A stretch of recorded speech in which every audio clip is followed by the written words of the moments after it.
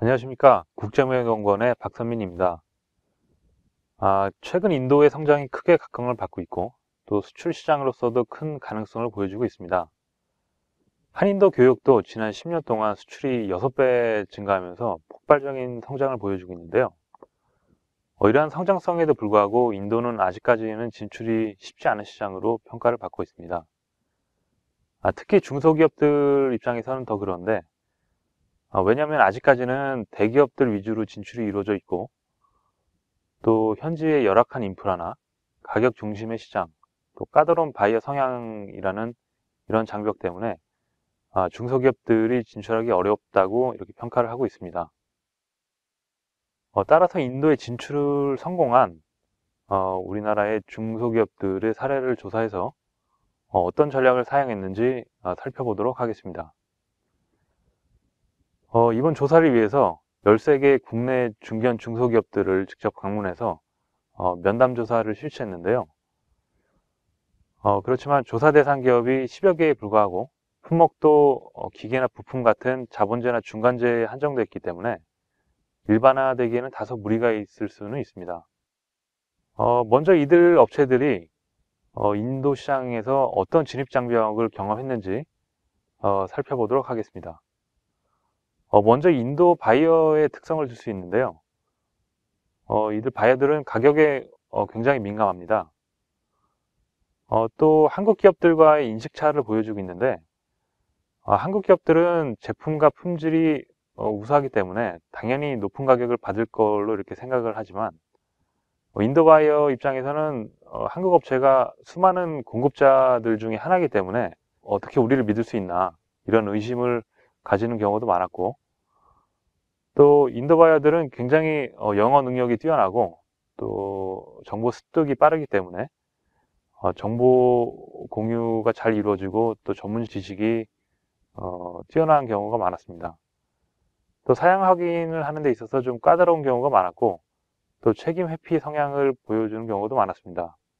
바이어 이외에도 이제 현지 열악한 인프라나 또 강한 노조와 같은 인력 문제, 또 유통이 발달하지 않은 현지 상황 때문에 유통이 어렵다는 그런 장벽을 들 수 있겠습니다. 진출에 성공한 기업들은 어떤 전략을 사용했는지 사피 전략을 중심으로 한번 살펴보도록 하겠습니다. 먼저 가격 전략에 있어서 이들 기업들은 많은 경우에 박리담회형 판매 전략을 사용했는데요.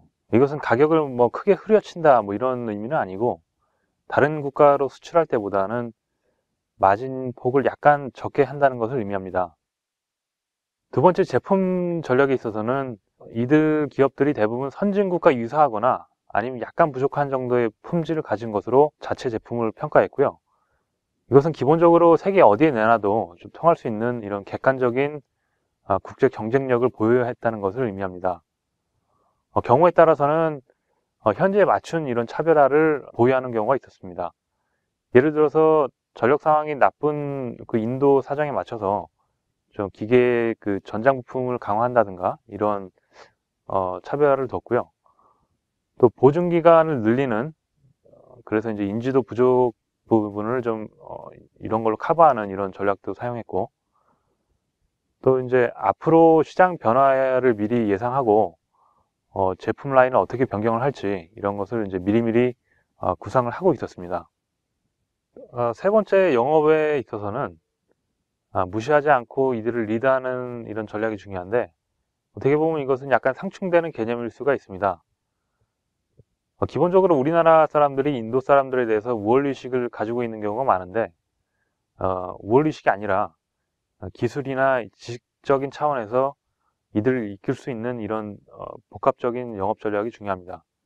또 영업의 현지화를 위해서 현재 에이전트나 해사무소를 활용하는 경우가 많았는데 특히 대관 업무가 많은 경우에는 이런 에이전트를 더욱 적극적으로 활용했습니다.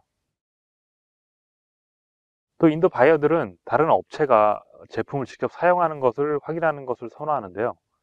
특히 기계 같은 경우에는 이제 다른 업체들이 어떻게 기계를 사용하고 있나를 확인하고 또 구매하기 때문에 전파 효과가 높고 또 따라서 첫 판매가 중요하다는 것을 의미합니다. 또 이것은 정보가 잘 공개되기 되기 때문에 바이어 간의 가격 차별화가 있으면 안 된다는 의미입니다. 또 협상을 할 때는 가급적이면은 최종 결정자와 협상을 하는 것이 유리하겠고, 마지막으로 유통 전략에 있어서는 이 응답업체들이 소비재를 판매하는 기업들은 아닙니다. 따라서 유통이 아주 결정적인 성공 요인으로 작용하지는 않았는데, 유통 전략을 살펴보면은 바이어한테 직접 배달되는 경우와 또 에이전트나 유통업자를 거쳐서 가는 이 두 가지 형태를 찾아볼 수 있었는데요. 이 중소기업들은 아무래도 체계적인 재고나 물류 시스템이 좀 부족하기 때문에 현재 에이전트를 사용하는 경우가 많았습니다. 또 이 외에도 추가적인 성공 요인들을 살펴보면은 빠른 업무 처리와 납기 준수를 들 수 있는데요. 이러한 요소들은 한국 업체들이 가지고 있는 큰 강점이고, 또 유럽과 중국 기업들에 비해서도 큰 비교의를 보이고 있습니다. 또 직접 투자로 현재 진출할 때는 현지 인력 관리를 위해서 핵심 인력은 한국인을 배치하는 것을 권장했습니다. 이런 전략에서 찾아볼 수 있는 시사점은 먼저 철저한 시장 조사와 이에 따른 포지셔닝이 있어야 된다는 것입니다.